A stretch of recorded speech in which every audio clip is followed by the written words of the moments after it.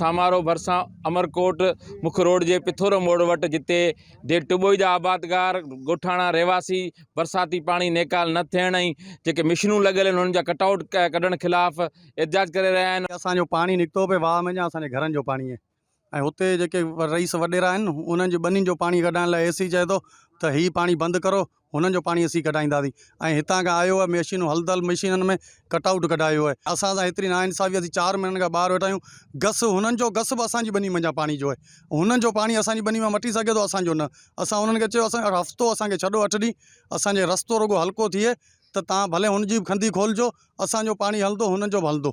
ईअं करण ते एसी असांखे फ़ोन ते अची ऐं पोइ मशीनूं बंदि करां थो। 4-5 ॾींहं असांजो मशीनूं हलियूं, जंहिं महिल अनीसा मद भुरगड़ी जो ॻोठु, मरी हाजी मरी जो ॻोठु, सलीम काइम खानी, डूंगरो, मेघवाड़, अबा ॿियो बि मेघवाड़ 3-4 नाला भरल मूंखे यादि कोन्हे। इहे ॻोठ असांजा मुकमल पाणी में 3 खां 4 फुट पाणी ॿनी में हिन वक़्तु बि मौजूदु आहे। मौत जे मुंहं में सुता पिया आहियूं, असांजो अहसास ई कोन्हे। रोड ब्लॉक इन जे करे कयो आहे जो असांजा घटि में घटि 10 खां 15 ॻोठ पाणी जे घेरे मंझि आहिनि।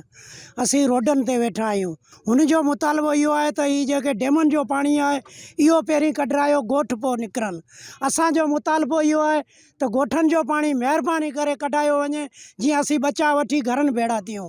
इन लाइ करे असां रोड ब्लॉक कयो आहे। सुबुह जो 9 बजे खां अञा ताणी बीठा आहियूं, पर असीं 7 ॾींहं बि वेहण लाइ तयारु आहियूं, छो जो असीं रोडनि ते वेठा आहियूं, बेवस आहियूं, लाचार आहियूं। असांजा ॻोठ आजा कया वञनि, पाणी कढायो वञे। जेको मुकमल पाणी हेठि जेको अॼु ॾींहं असांजे घर जे 2 खां 3 फुट पाणी कमरनि जे अंदरि मौजूदु बीठो आहे ऐं हू पंहिंजे डेमनि जो पाणी ख़ाली करण लाइ हुनजी ॿनी सर्वे करो, हुनजा ॻोठ सर्वे करो। टोटल ॻोठनि जे अंदरि टोटल ॿनियूं पोखे वेठा आहिनि। हू चवनि था असांजे डेमनि जो पाणी निकिरंदो, जंहिंखां पोइ कटआउट लॻंदा ऐं जंहिंखां पोइ जेको मिशनूं ही बकाया ॻोठनि जो पाणी निकिरंदो। जिन सामान कढिया आहिनि हुननि ते FIR थियणु खपे। बग़ैर कानून सां कहिड़े हिसाब सां मशीन मां सामान कढिया आहिनि। गवर्नमेंट जी मशीनूं लॻियल आहिनि, प्राइवेट जी कंहिंजूं कोन लॻियल आहिनि, लेकिन हुननि ख़र्च करे लॻायूं हुयूं। गवर्नमेंट जी ॾिनल मशीनूं कीअं कढी खणी आहिनि। कैमरामैन दिलीप माली सां गॾु सुरेश माली, KTN न्यूज़, सामारो।